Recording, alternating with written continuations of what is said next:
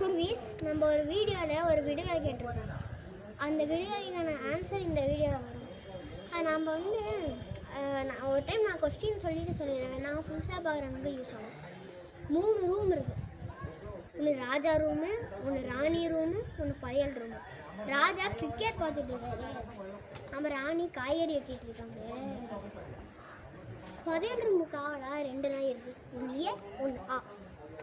இந்த ஏ ஆ நாயை மாரி ஒரு திருடம் இருக்கும். இந்த திருடா அந்த ஏ ஆ அப்படின்னு அந்த நாயை மீறி எப்படி பையன் எடுத்துருப்பாங்க. அந்த நாயை அடித்தோ வளைச்சோ பிஸ்கெட்டு போட்டோ எதுவும் மாற்ற முடியாது. அந்த நாய் ரொம்ப ஸ்ட்ராங்கு, ஸ்ட்ரிக்ட்டு எல்லாம். இந்த கொஸ்டினுக்கான ஆன்சர் இப்போ நான் சொல்கிறேன். 3, 2, 1.